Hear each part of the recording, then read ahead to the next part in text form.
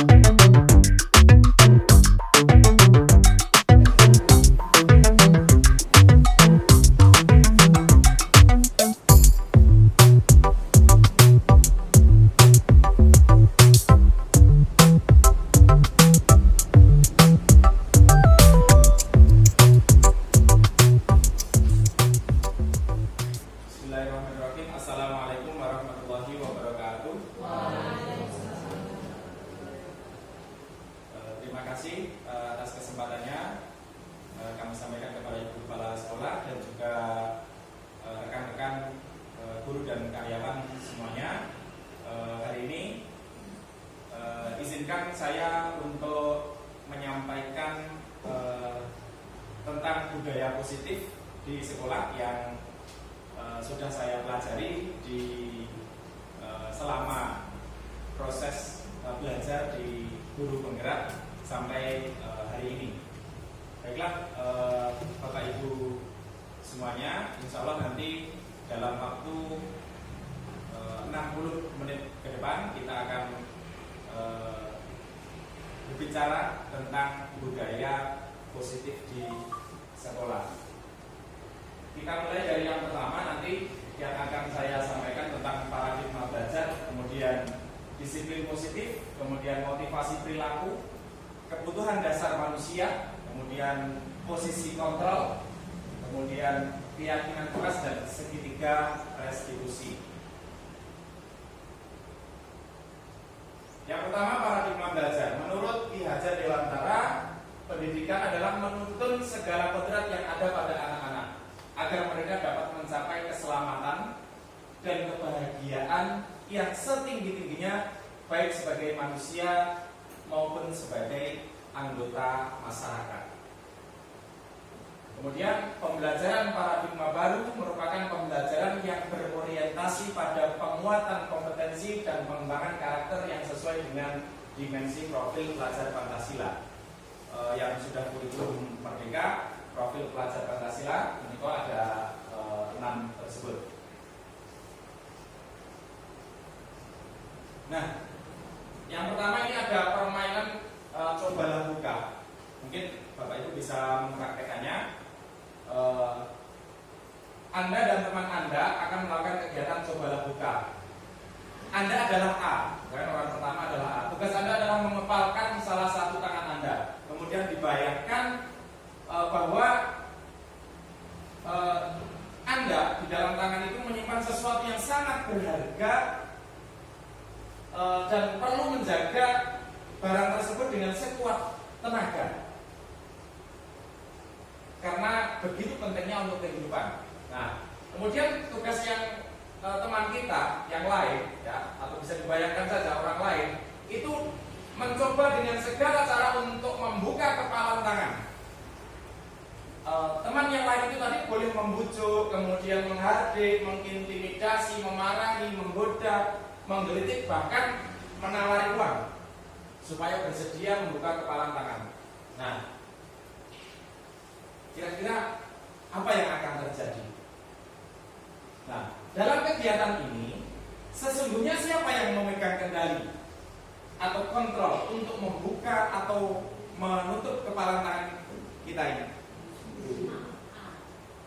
Yang A itu adalah diri sendiri. Jawabannya tentu betul ya Bapak Ibu. Kita sendiri yang memegang kontrol atas kepalan tangan kita. Apakah kita akan membuka atau menutup itu tergantung pada diri kita masing-masing sesuai dengan kebutuhan kita saat itu.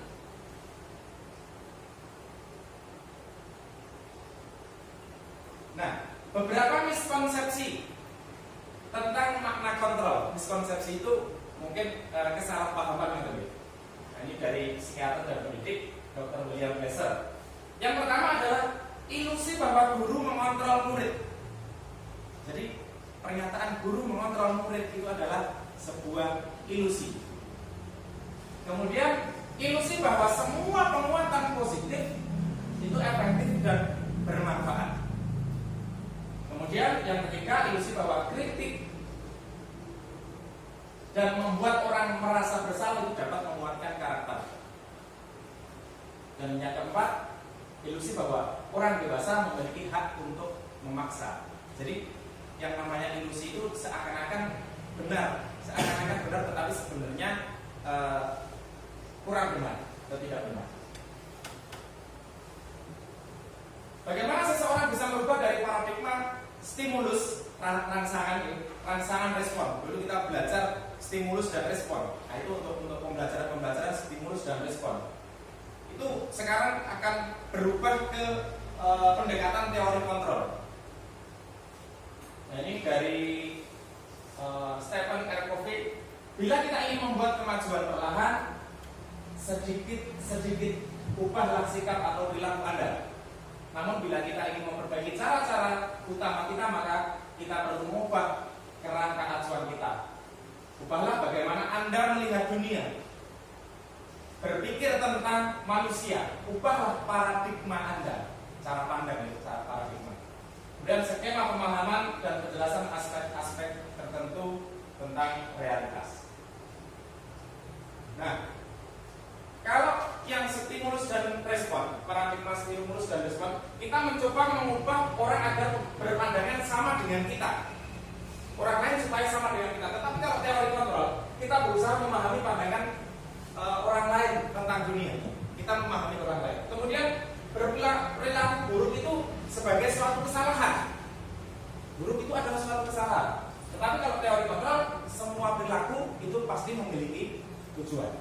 Kemudian orang lain bisa mengontrol saya, tetapi teori kontrol ada hanya saya yang bisa mengontrol diri saya. Kemudian sebaliknya saya bisa mengontrol orang lain, itu stimulus dan respon. Kemudian teori kontrolnya adalah Anda tidak bisa mengontrol orang lain. Kemudian pemaksaan ada pada saat bujukan gagal. Ketika dibujuk, anak dibujuk, kemudian gagal, maka dipaksa. Tapi kalau teori kontrol itu adalah adanya kolaborasi dan konsensus menciptakan pilihan-pilihan baru. Kemudian kalau stimulus dan respon itu model berpikirnya adalah antara menang dan kalah. Tapi kalau yang teori kontrol itu sama-sama menang, jadi menang dan menang. Makna disiplin. Dalam rangka menciptakan lingkungan positif, salah satu strategi yang perlu kita tinjau kembali adalah penerapan disiplin di sekolah kita. Apakah telah efektif? Apakah masih perlu ditinjau kembali? Nah, apa sesungguhnya arti disiplin itu dan kaitannya dengan nilai-nilai kebajikan? Ketika mendengar disiplin, yang terbayang di benak kita, yang terlintas adalah akan menghubungkan kata disiplin dengan tertib, teratur, kepatuhan pada peraturan, dan sering dihubungkan dengan hukuman.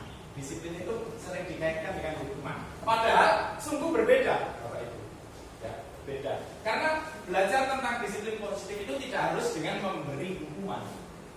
Justru itu adalah alternatif terakhir, ya, atau bahkan tidak perlu digunakan sama sekali.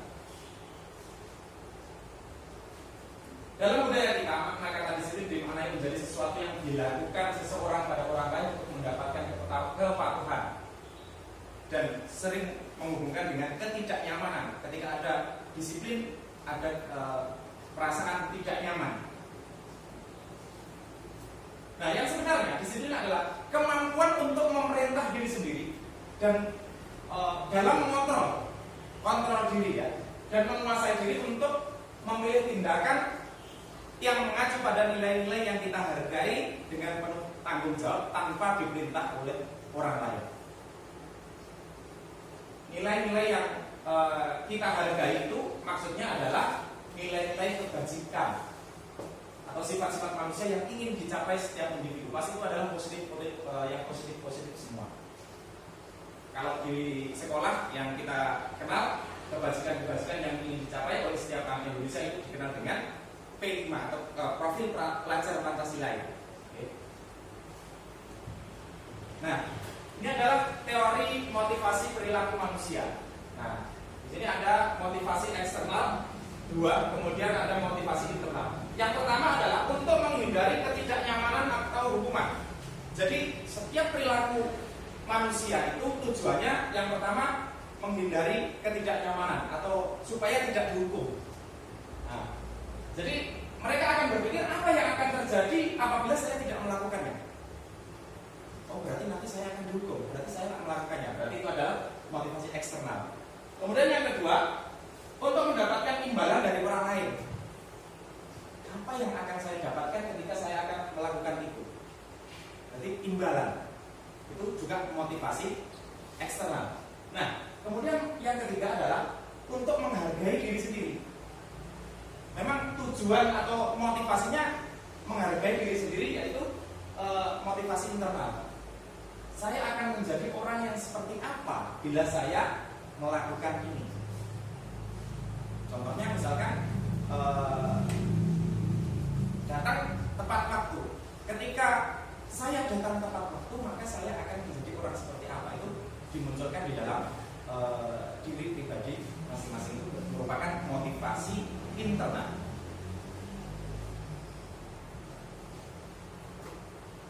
Disiplin positif terjadi ketika seseorang melakukan sesuatu atas dasar kesadaran.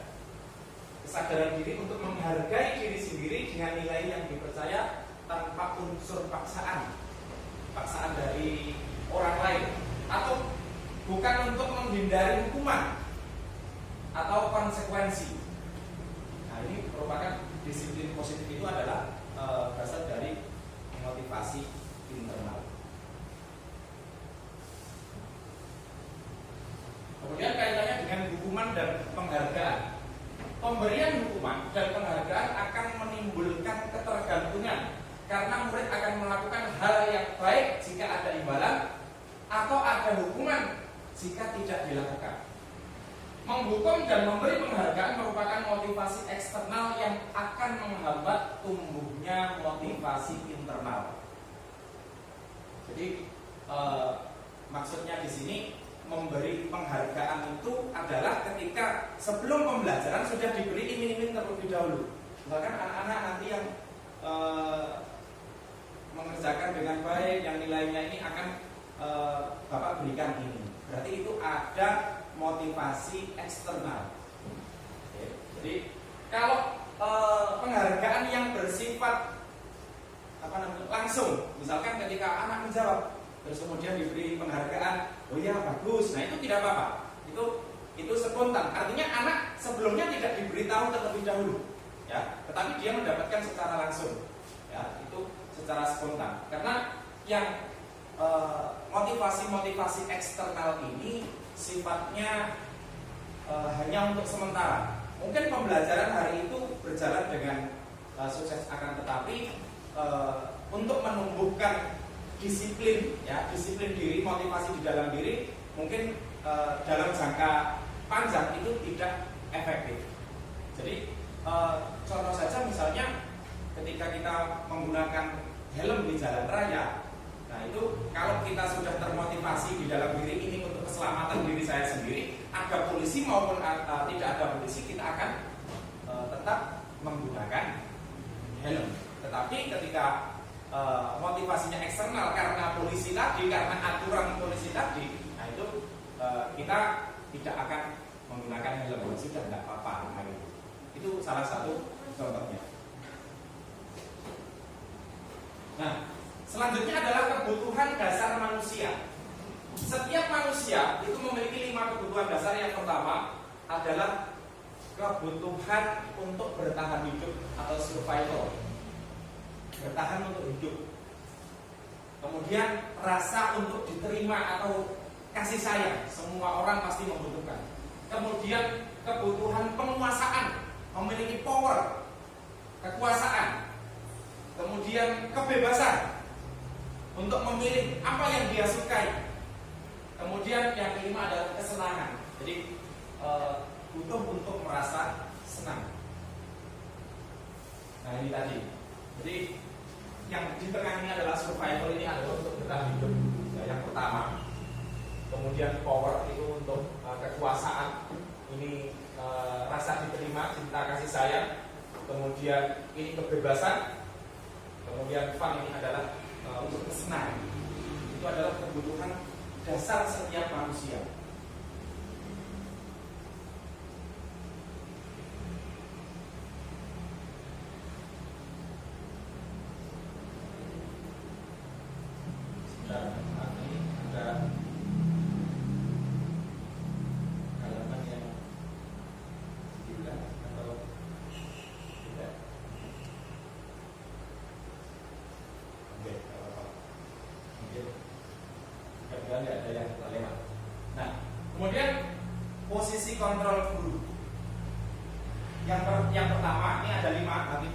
kontrol guru. Yang pertama adalah sebagai penghukum.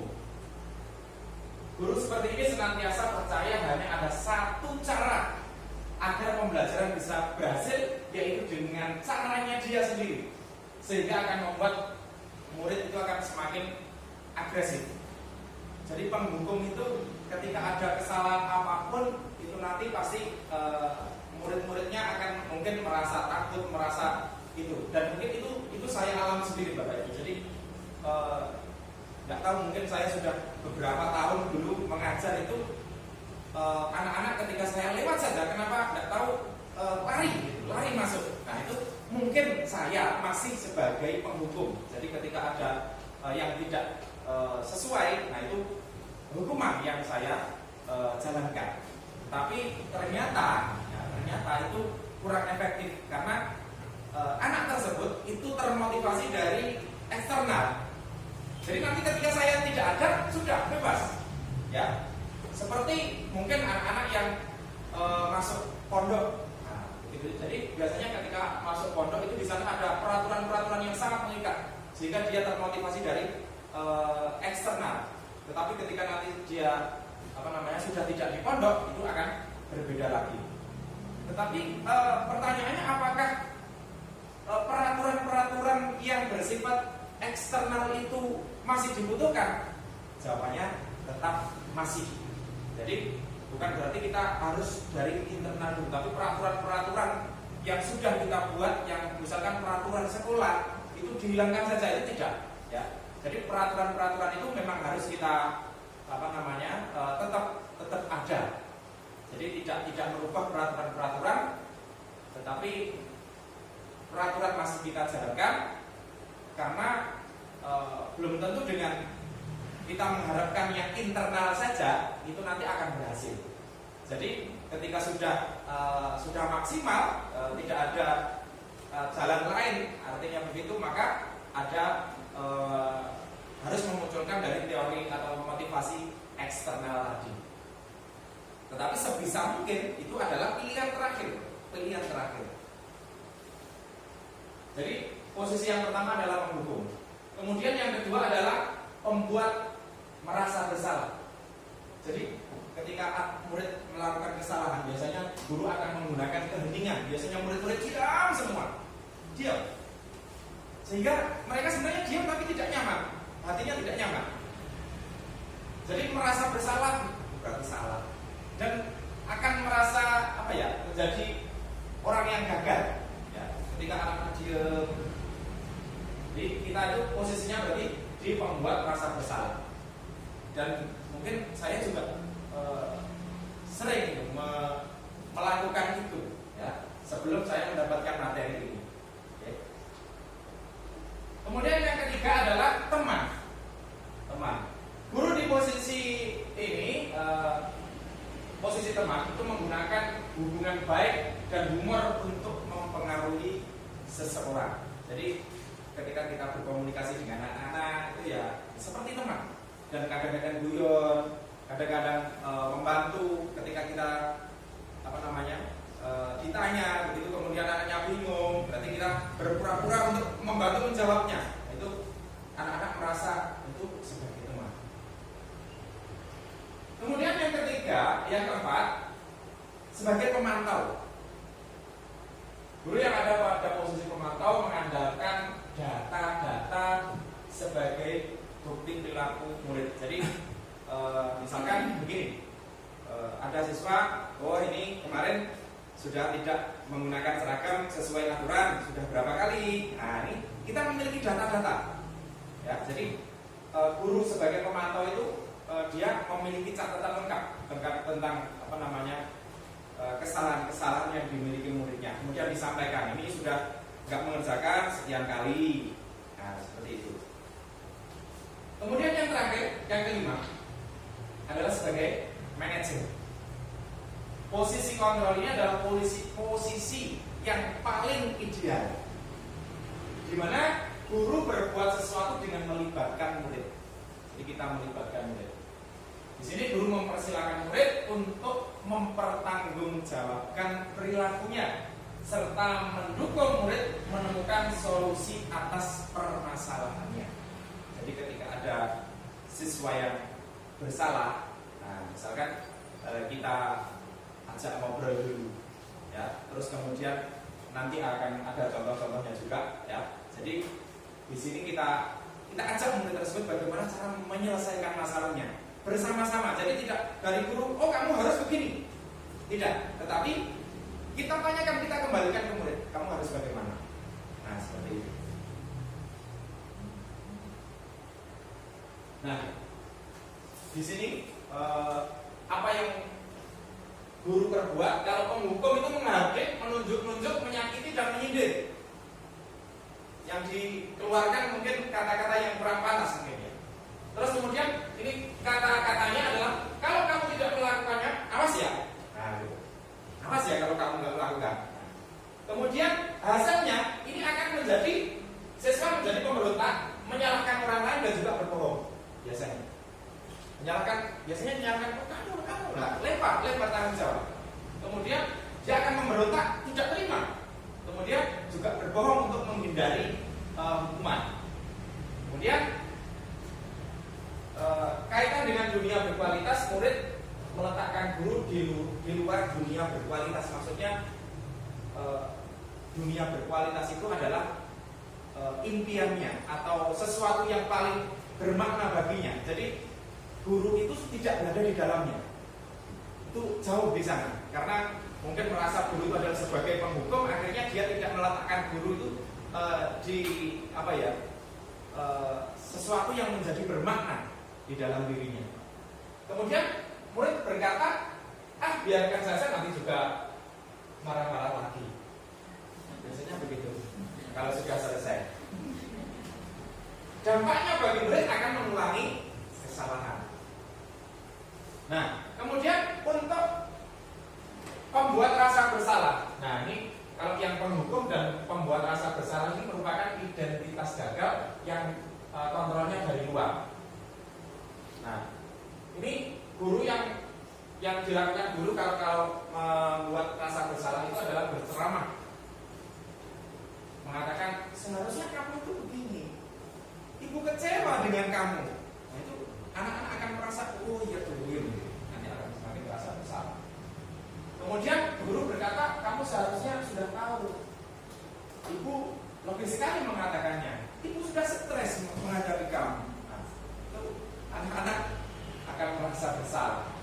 Kemudian hasilnya anak-anak akan menyembunyikan, menyangkal dan juga berbohong. Menyembunyikan ya sama saja mungkin dengan tidak jujur, ya tidak apa yang diungkapkan itu tidak sesuai. Kemudian murid meletakkan guru di dalam dunia berkualitas. Nah ini sudah lebih baik dari yang pertama tadi, penghukum. Kemudian murid kalau sudah merasa bersalah, biasanya murid akan ada maafkan saya. Nah itu yang dikatakan murid. Kemudian dampaknya merasa rendah diri. Murid akan merasa rendah, akan merasa gagal, merasa tidak berhasil. Nah, kemudian yang ini adalah identitas berhasil atau sukses, tetapi yang kontrol dari luar ini adalah sebagai teman dan juga sebagai pemantau. Kalau sebagai teman, itu biasanya guru itu membuatkan alasan-alasan untuk muridnya. Misalkan datang ke rapat, oh ya Bapak tahu kamu tadi pasti kamu kan disuruh ayam dulu, atau oh kamu tadi pasti apa itu, alasannya kita yang buat. Murid cuma diam, oh iya benar, ya benar gitu. Ya. Jadi merasa dia teman saya, dia membantu saya. Kemudian yang dikatakan guru biasanya, ayolah lakukan ini demi ibu atau demi bapak, ayo lakukan. Masa kamu tidak mau? Ini kan tidak pernah bapak bantu. Nah seperti itu sebagai teman. Tapi hasilnya akan menjadi ketergantungan. Ketergantungan itu jika tidak dilakukan ya sudah, dia akan berbeda, bingung nanti dia, ketergantungan. Kemudian murid meletakkan guru sebagai orang yang sangat penting di dunia berkualitas. Jadi guru itu penting sekali. Nanti kalau tidak ada guru saya tidak bisa. Akhirnya begitu. Ya. Kemudian murid berkata, saya pikir bapak atau ibu teman saya. Ternyata begitu. Jadi Ya mereka berpikirnya adalah ya teman sudah, teman karena memang sekali kenal.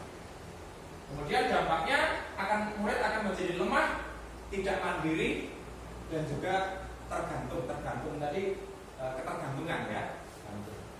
Kalau pemantau itu tadi tentang data yang menghitung dan mengukur. Kemudian ketika ada yang terlambat, apa peraturannya? Nah, itu ya. Terus kemudian hasilnya ini akan menyesuaikan diri. Siswa akan menyesuaikan diri bila diawasi. Kemudian murid meletakkan guru peraturan dan hukum di dunia berkualitas. Maksudnya berada di sesuatu yang bermakna bagi dirinya. Kemudian muridnya yang dikatakan berapa banyak bintang yang saya harus peroleh. Biasanya ketika ada yang melakukan perbuatan yang bagus biasanya dikasih bintang. Nah, berapa halaman yang harus saya tulis? Biasanya dihukum dikasih tugas untuk menulis banyak. Nah, dampaknya ini menitik beratkan pada sanksi atau hadiah untuk dirinya. Jadi tetap motivasi dari luar, apa yang saya peroleh, sanksi yang saya dapatkan. Kemudian ini yang berhasil tapi kontrol dari diri, bukan dari luar. Ini menghargai diri. Jadi sebagai manajer mengajukan pertanyaan-pertanyaan. Guru itu mengajukan pertanyaan. Apa yang kita yakini? Apa yang bisa kau kerjakan untuk memperbaiki masalah ini? Jadi digali, siswanya digali. Kemudian hasilnya akan menguatkan siswa tersebut, menguatkan pribadi siswa. Kemudian siswa juga akan meletakkan guru itu sebagai individu yang positif dalam dunia berkualitas. Jadi orang yang positif, ya, di dalam sangat bermakna bagi dirinya. Kemudian muridnya akan berkata, bagaimana cara saya bisa memperbaiki keadaan ini? Ketika dia melakukan kesalahan, dia otomatis akan ketika ditanya-tanya dia akan berpikir, lalu bagaimana saya menyelesaikan permasalahan ini? Kemudian dampaknya siswa akan mengevaluasi diri. Kemudian bagaimana cara memperbaiki diri? Nah, ini tadi contoh-contohnya. Saya kecewa dengan kamu, ini membuat rasa bersalah. Kamu tidak pernah benar melakukannya. Hukum. Ayolah, lakukan demi Bapak. Ini teman. Apakah kamu mau mendapatkan stiker bintang ini? Pemantau. Kalau benar nanti tentang dikasih bintang tanda. Bagaimana kamu bisa menyelesaikan masalah ini sebagai manajer? Yang ini. Terus yang ini, kamu selalu yang paling akhir. Mendukung. Atau mungkin juga bisa dikombal rasa bersalah. Nah, diagram budaya positif yang pertama peraturan kelas ini saya yakin semuanya di kelas ada, Bapak Ibu. Oke. Nah, peraturan kelas ini nanti akan dikembangkan menjadi keyakinan kelas. Keyakinan kelas sehingga menciptakan lingkungan yang positif sehingga akan menghasilkan budaya yang positif.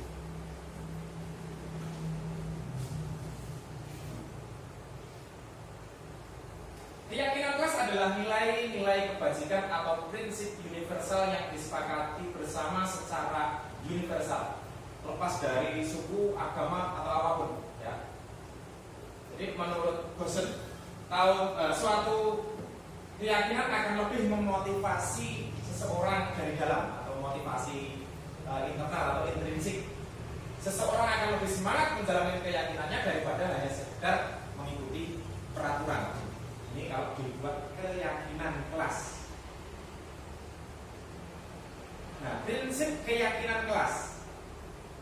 Keyakinan kelas bersifat abstrak daripada peraturan yang lebih rinci dan konkret. Kalau peraturan-peraturan biasanya kan rinci sekali, poin-poinnya banyak, rinci. Tetapi kalau keyakinan kelas ini bersifat lebih abstrak, lebih umum.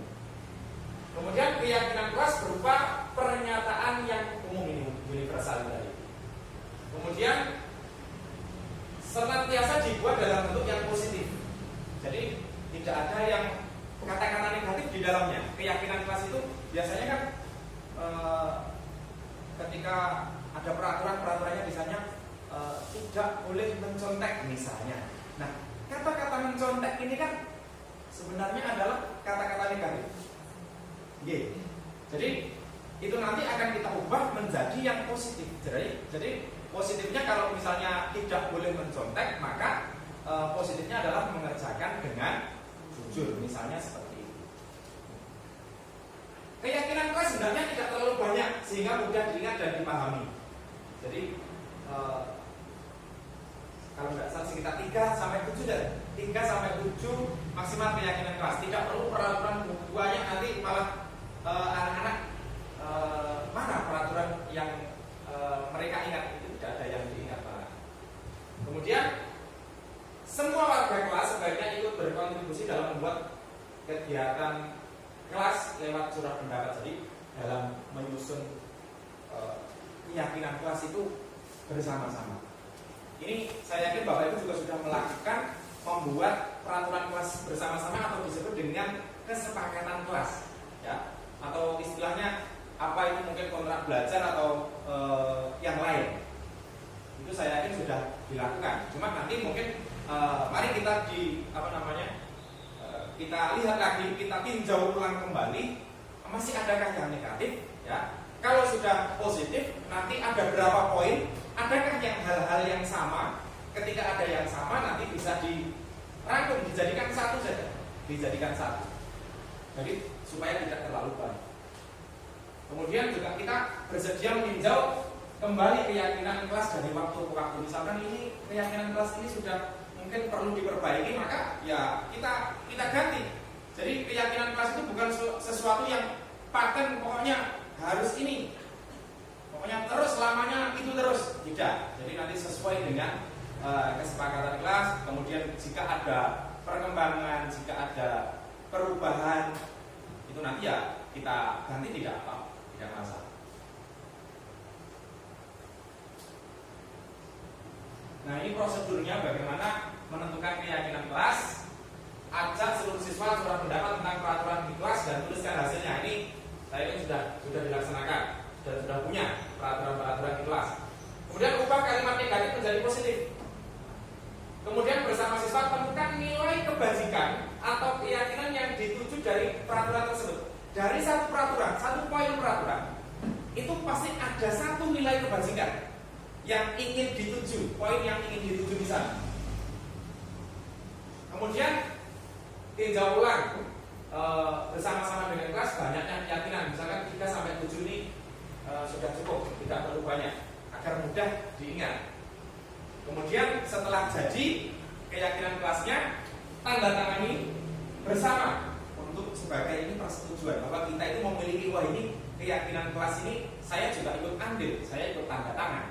Nah, kemudian setelah itu bisa dicetak dan ditempelkan di kelas, di dinding atau di mana.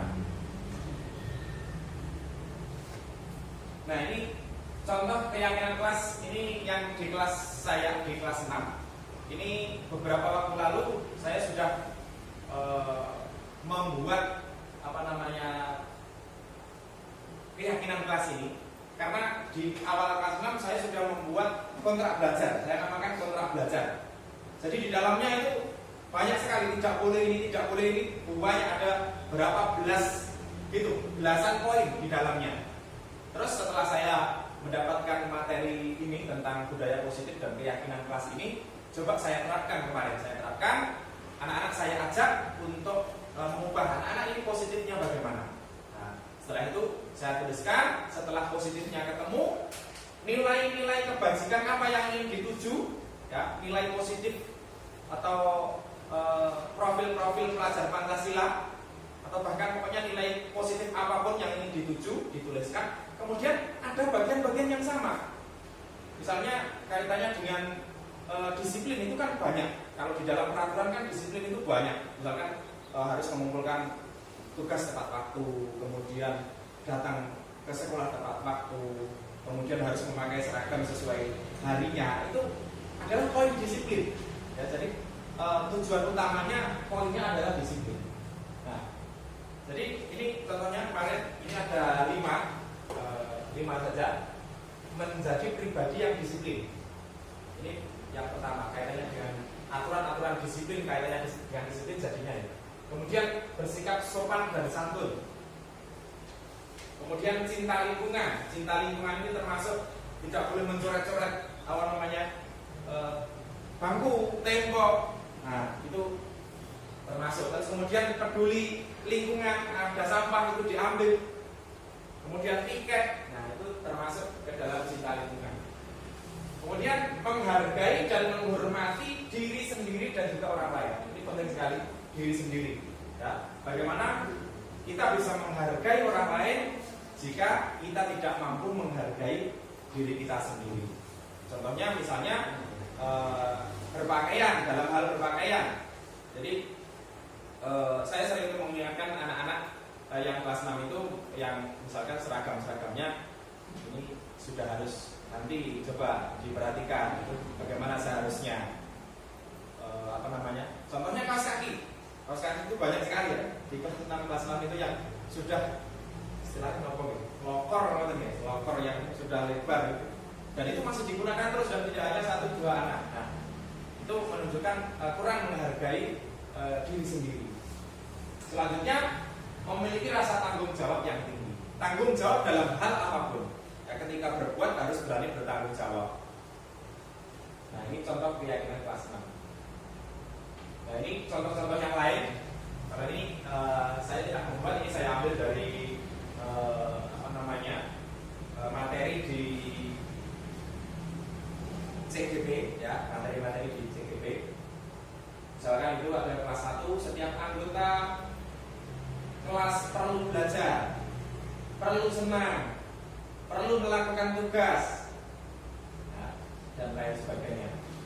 Jadi macam-macamnya beberapa kali ini berupa kalimat-kalimat agak panjang tapi tidak banyak ini, tapi kelas 7 itu SMP.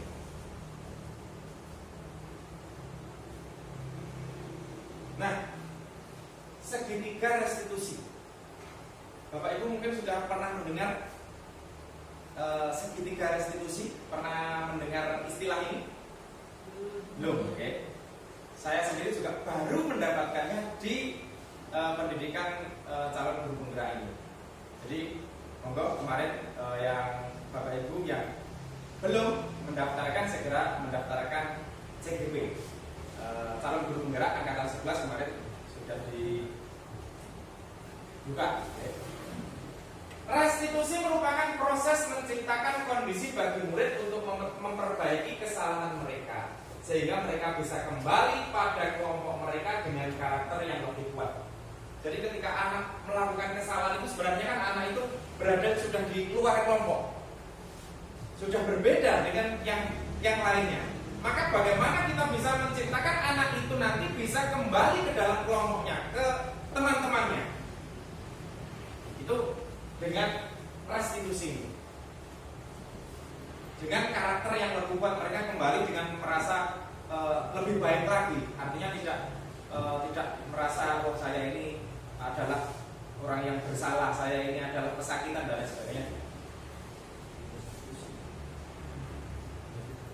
Melalui restitusi, guru dapat yang pertama membantu murid menjadi lebih memahami tujuan disiplin positif serta memulihkan dirinya setelah berbuat salah. Jadi namanya kesalahan itu kan saya yakin semua orang pernah melakukan kesalahan, termasuk kita sebagai guru itu pasti kita melakukan kesalahan. Ya. Jadi itu bagaimana cara memahami kesalahan-kesalahan anak yang diperbuat anak itu kita juga melihat diri kita sendiri. Oh, saya dulu mungkin waktu di usia anak-anak itu mungkin saya lebih dari itu kan. Kemudian yang kedua membantu untuk jujur. Jadi anak semakin jujur pada diri sendiri dan mengevaluasi dampak dari apa yang telah diperbuatnya atau dampak dari tindakannya. Kemudian yang ketiga memberikan penawaran, bukan paksaan. Maksudnya penawaran itu adalah bagaimana kamu dapat menyelesaikan masalah ini. Nanti akan muncul penyelesaian. Bukan kok kita, kamu harus menyelesaikan dengan ini atau dengan ini. Bukan kita yang menentukan, tetapi siswa sendiri yang memberikan memilih menyelesaikan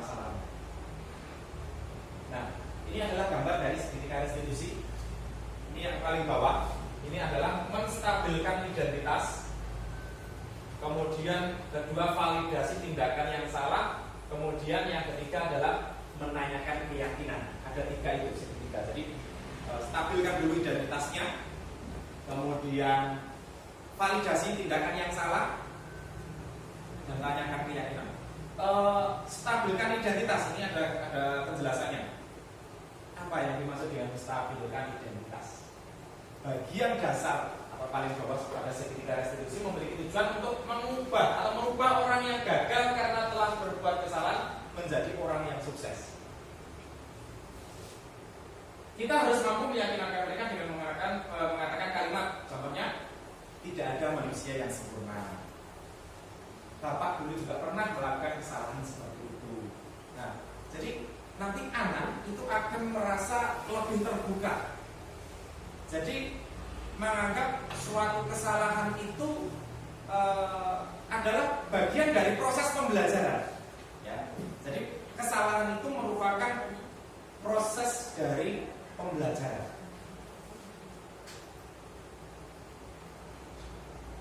Kemudian validasi tindakan yang salah. Maksudnya mencocokkan, memvalidkan. Benar nggak kamu tadi melakukan ini? Kemudian alasannya apa? Nah, karena mengapa kita harus menanyakan alasan, Bapak Ibu? Karena setiap anak melakukan tindakan itu pasti memiliki motivasi. Di antara 5 tadi, apakah dia ingin bertahan hidup? Apakah ingin kasih sayang? Apakah ingin memiliki kekuasaan di antara teman-temannya? Ya, memiliki power, wah aku itu kuat deh, ya, gitu. Dan lain sebagainya tadi. Ya. Langkah kedua adalah harus memahami kebutuhan dasar yang mendasari tindakan anak berbuat. Menurut teori kontrol, semua tindakan baik atau buruk pasti memiliki tujuan. Yang perlu guru lakukan atau kita lakukan adalah memahami alasan melakukan hal tersebut sehingga anak merasa dipahami. Jadi kita berusaha memahami kenapa dia melakukan kesalahan. Maka kita tidak langsung menghakimi, tapi kita memahami. Kemudian yang ketiga adalah menanyakan keyakinan. Ketika yang pertama tadi sudah, yang kedua sudah, maka anak itu akan siap dihubungkan dengan nilai-nilai yang dia percaya atau keyakinan keras tadi. Ya. Nilai-nilai apa yang dilanggar, nilai-nilai apa yang tidak sesuai dengan perilakumu ini. Nah, kemudian bagaimana kamu akan menyelesaikan masalahmu. Nah, sehingga anak ini mampu menyelesaikan masalah dengan motivasi internal. Jadi dibangun motivasi dari dalam dirinya sendiri, sehingga dia memiliki tanggung jawab. Nah, ini contoh pelaksanaan restitusi yang praktik. Saya sudah mempraktikkan.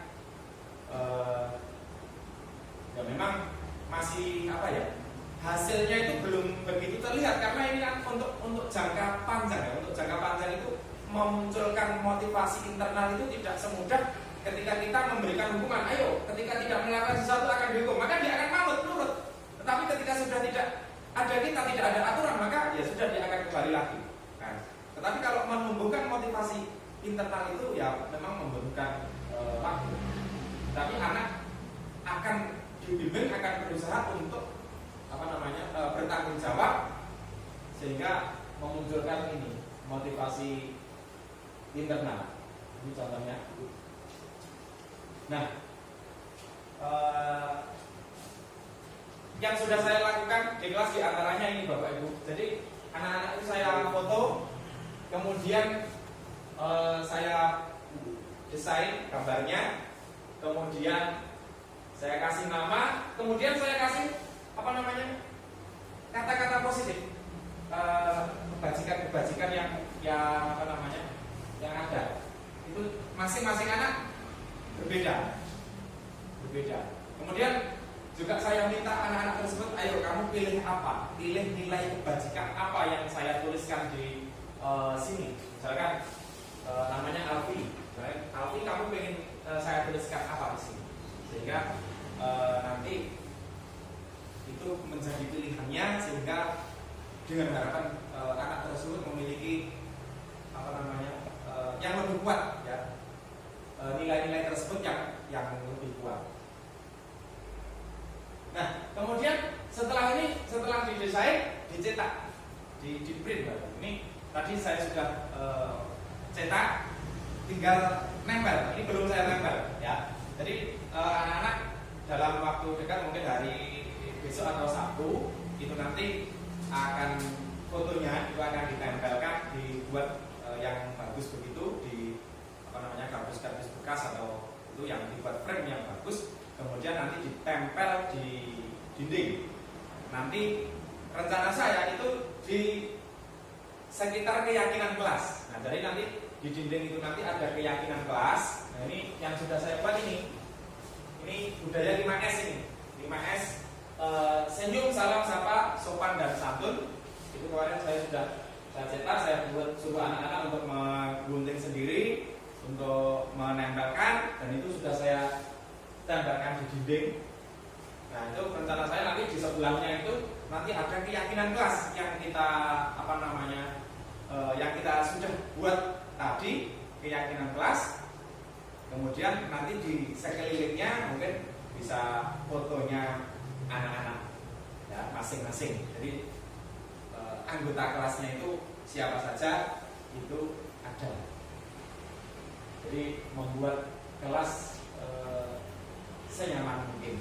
Nah, demikian materinya Bapak Ibu. Mungkin nanti ini waktunya masih ada sekitar 10 menit karena saya harus satu jam ya, minimal 1 jam 60 menit. Monggo Bapak Ibu mungkin ada pertanyaan atau yang ingin didiskusikan, monggo kami persilakan. Untuk materinya sudah selesai.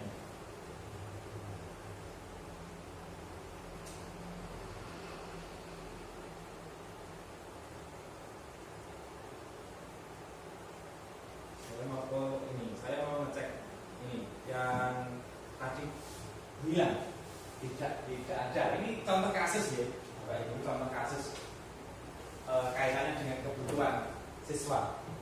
Ibu Ani guru kelas 5 SD kita tadi sedang bingung menghadapi pula salah satu murid di kelasnya, namanya Agus.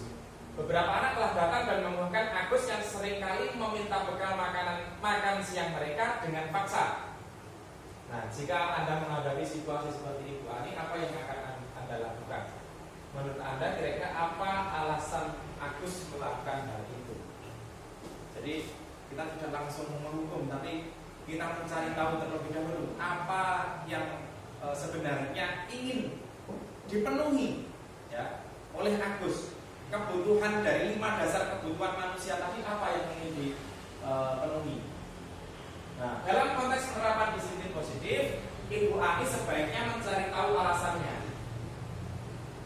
Kebutuhan mana yang sedang berusaha Agus penuhi? Apabila jawaban Agus karena ia lapar dan orang tuanya tidak membawakan bekal makan siang, maka motivasi Agus adalah untuk memenuhi atau untuk bertahan hidup, ya karena ia lapar, maka ya adanya makannya teman direbut. Kemudian apabila jawaban Agus karena ia senang teman-temannya menjadi memperhatikan dia, iseng. Kemudian akhirnya teman-temannya memperhatikan, konsentrasinya ke dia. Maka sebenarnya Agus itu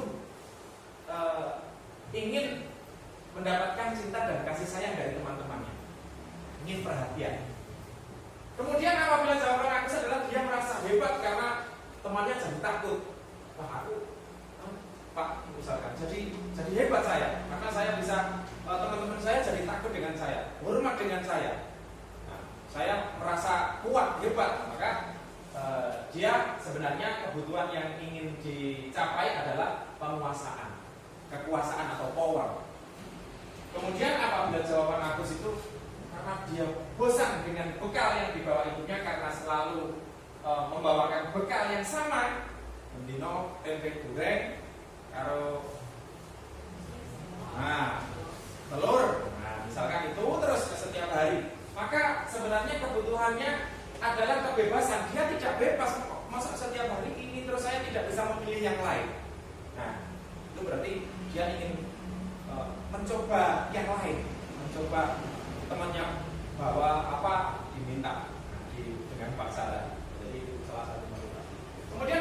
jawaban Agus adalah karena iseng saja dan dia menikmati ekspresi wajah teman-temannya. Mana aku mau kancakan aku coba karena sebenarnya. Nah, itu berarti kebutuhannya Agus itu yang ingin dicapai adalah kesenangan. Senang delok kancane dengan ekspresi yang marah-marah itu Agus merasa senang, ya. Tadi. Jadi oke, ini dua ini tadi yang tidak terlihat. Monggo, Bapak Ibu ada yang disampaikan?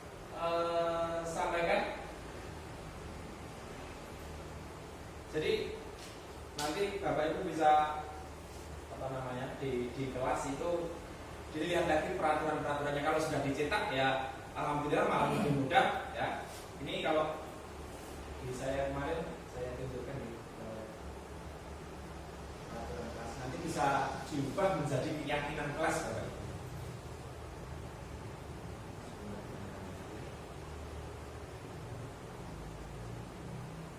Ini kemarin saya tunjukkan di LCD proyektor seperti ini. Kemudian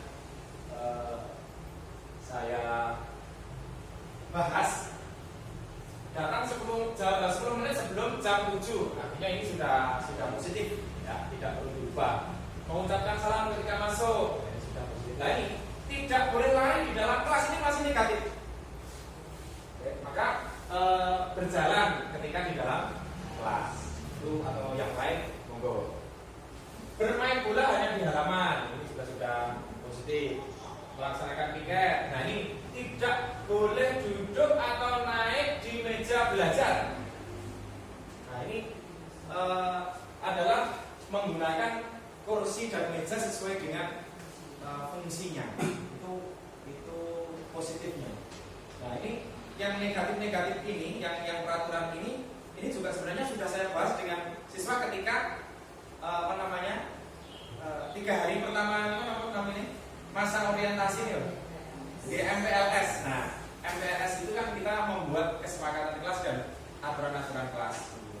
Nah ini kemudian kemarin saya ubah menjadi ini. Nah, jadi nilai kebajikan yang ingin dituju, misalnya tertib atau misalnya tanggung jawab. Nah ini salah satu nilai kebajikannya. Kemudian di antara banyak poin tadi ada yang sama. Tertib ada, disiplin ada, maka cukup kita jadikan satu. Keyakinan kelas itu tadi kan simple, tidak terlalu banyak supaya mudah diingat. Jadi ketika anak melakukan kesalahan, misalnya kita tanya tadi pada segitiga restitusi tadi, yang terakhir adalah menanyakan keyakinan.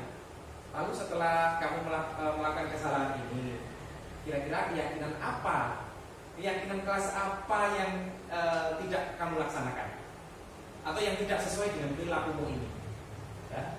Jadi mungkin anak akan, ya Pak, berarti saya tidak bertanggung jawab, atau saya tidak disiplin. Nah, itu.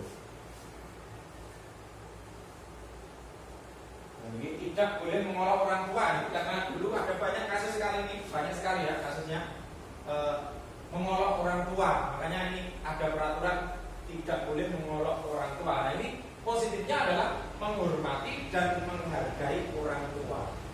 Dan nilai kebajikannya itu adalah menghargai. Nilai kebajikan poin utamanya adalah di menghargai.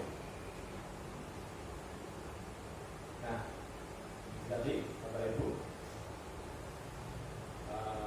kemudian dari nilai kebajikan yang sudah dikumpulkan ini, nah ini tadi sudah saya rangkum, jadilah keyakinan kelas yang saya tuliskan tadi. Keyakinan kelas menjadi pribadi yang disiplin, sopan santun, kemudian peduli lingkungan, menghargai diri dan orang lain, memiliki rasa tanggung jawab yang tinggi.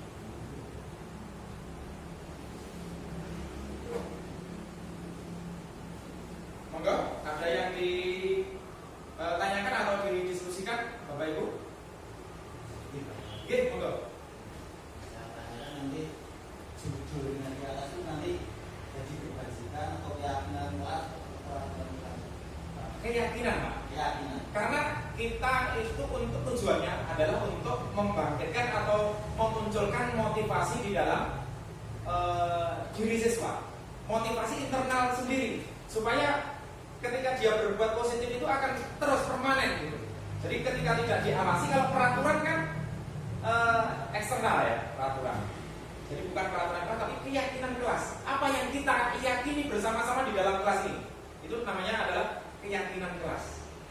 Jadi yakin itu kan dari dalam ya, dari lubuk hati yang paling dalam itu yakin betul, berarti dari dalam diri siswa. Nah itu yang harus kita munculkan itu. Jadi apa ya, hukuman itu mungkin kita itu terakhir saja, apa pilihan terakhir saja.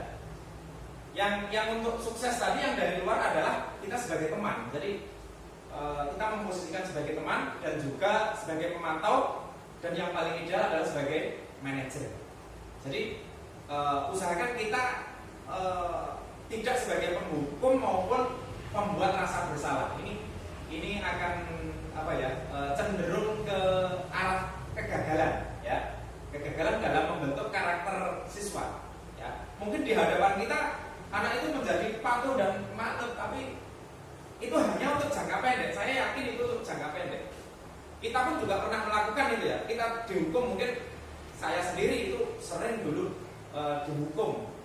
Tetapi kemarin saya tanyakan begini Bapak Ibu, saya dulu pernah dihukum oleh guru-guru saya, tetapi saya tidak merasa apa namanya dendam. Saya tidak merasa sakit hati yang mungkin dulu saat dihukum mungkin iya saya sakit hati, tetapi kalau sekarang mungkin saya akan berpikir berarti saya harus berterima kasih kepada apa namanya bapak ibu guru yang dulu telah menghukum saya. Dulu pernah di PP, dijemur di halaman itu pernah, kemudian disabet penggaris sampai penggarisnya patah, itu pernah dijejer nang ngarep kon ngadeg, itu pernah. Karena bangun kesiangan, datang terlambat, saya di depan, ramai, sampai capek juga, masih teringat sampai sekarang. Dan gurunya pun masih ingat. Maksudnya saya mengingat siapa yang melakukan dulu. Nah, itu. Jadi hal-hal yang seperti itu ternyata sudah tidak sesuai dengan keadaan sekarang. Itu sudah saya tanyakan. Maksud saya juga protes gitu Bapak Ibu. Saya protes. Kok saya dapat materi seperti ini? Semua harus begini, nanti murid bagaimana? Saya masih berpandangan seperti itu. Nanti murid akan bagaimana kalau kita nggak boleh menghukum? Kita nggak boleh membuat merasa mereka bersalah.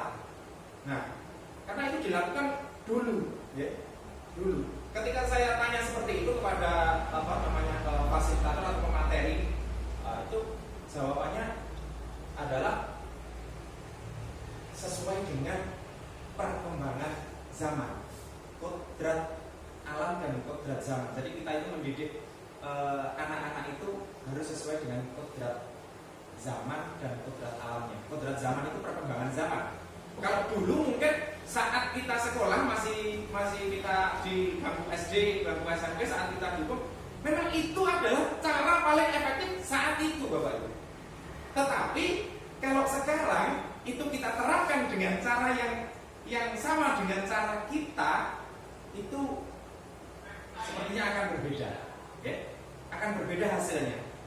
Ini banyak sekali kita melihat anak-anak yang dicoba dengan dilakukan seperti itu, orang tuanya keras seperti zaman dia dididik dulu, tetapi anaknya mungkin akan berbeda, akan menjadi pemberontak sekarang, sudah berani memberontak. Kalau dulu mungkin akan takut, merasa takut dan patuh, akan menjadi patuh dengan motivasi eksternal sehingga dia akan terbangun internalnya. Tapi kalau itu dilakukan sekarang, itu kemarin jawabannya begitu, itu sudah tidak sesuai dengan perkembangan zaman saat ini. Itu Bapak Ibu. Oke. Saya juga pernah kemarin ada istilah baru, mungkin Bapak Ibu sudah pernah dengar, generasi strawberry. Pernah dengar ya? Nah, generasi stroberi itu adalah anak-anak yang terlihat kuat, terlihat cerdas, terlihat pokoknya sempurna. Ya. Sekarang semuanya canggih nggak apa-apa. Tapi ketika dia jatuh sekali, itu dia akan apa gitu?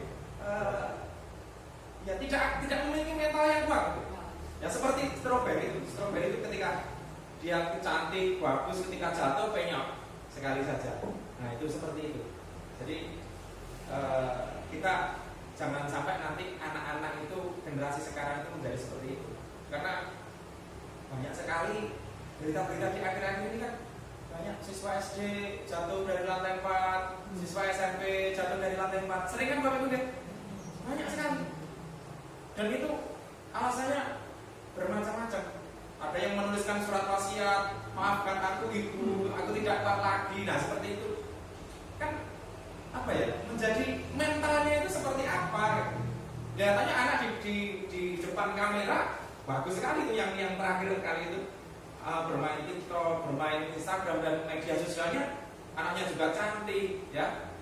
Jadi kelihatan tidak ada masalah sama sekali, sempurna sekali begitu ketika kita lihat di media sosial. Tetapi kenapa dia bisa menuliskan surat dan dia loncat dari ketinggian dan akhirnya selesai hidupnya? Nah itu kan menunjukkan bahwa mungkin apa ya, motivasi-motivasi internal ini ya harus kita bangun, ya, sehingga mereka akan tumbuh berkembang menjadi apa ya, intinya menjadi bahagia, ya. Anak-anak akan menjadi bahagia sesuai dengan perkembangan kodrat alam dan zaman. Jadi kita itu sebagai guru diibaratkan sebagai petani atau pekebun, Bapak Ibu. Ya, pekebun. Pekebun itu tidak akan bisa mengubah padi menjadi jagung. Kalau padi ya sudah, dia pasti akan menjadi padi. Jadi setiap anak itu memiliki kodratnya masing-masing. Sudah, kodratnya sudah ada. Tinggal kita sebagai guru itu adalah mendampingi mereka supaya kodrat itu tumbuh dengan baik dan tidak apa namanya terganggu oleh hal-hal negatif yang akan mengganggunya. Kalau tanaman itu kan kita harus dicabuti rumputnya supaya bagus. Kalau bibitnya bagus, ya bibitnya sudah bagus, ini bibit unggul, harganya mahal, itu pasti akan menjadi unggul, belum tentu, karena lingkungan juga akan mempengaruhi. Ya. Termasuk bibitnya jelek, lah itu jelek, itu tak tandur kayak apa nanti juga akan jelek. Tidak, ya. Meskipun bibitnya kurang bagus, tetapi dengan perawatan yang baik nanti diharapkan nanti juga akan tumbuh lebih baik. Ya, jadi dulu ada teori anak itu adalah kertas putih, ya, kertas putih yang belum ada tulisannya dan kita sebagai guru itu menuliskannya, itu sudah terbantahkan, Bapak Ibu. Teori itu sudah terbantahkan. Jadi sebenarnya anak itu sudah memiliki garis-garisnya. Jadi kertas yang sudah memiliki garis-garis, ya, sudah memiliki tulisan-tulisan kodratnya itu, ya. Dan kita sebagai guru itu tugasnya adalah menebalkan garis-garis itu, ya. Jadi bukan kita menggambar lagi, tetapi kita menebalkan. Sebagai contoh misalnya anak minatnya pada apa? Misalkan anak tidak minat pada tari, misalnya contoh. Tapi kita paksakan ikut tari, ya nanti ya nggak jadi, tidak ada motivasi di dalam dirinya. Nah seperti itu salah satu contoh. Tapi ketika dia sudah minat, misalkan minatnya di menggambar, memang garisnya itu sebagai seninya tinggi, maka nanti akan bagus dalam hal itu. Maka kita perlu menguatkan atau garis-garis tersebut. Begitu Bapak Ibu. Ada lagi? Monggo. Oke.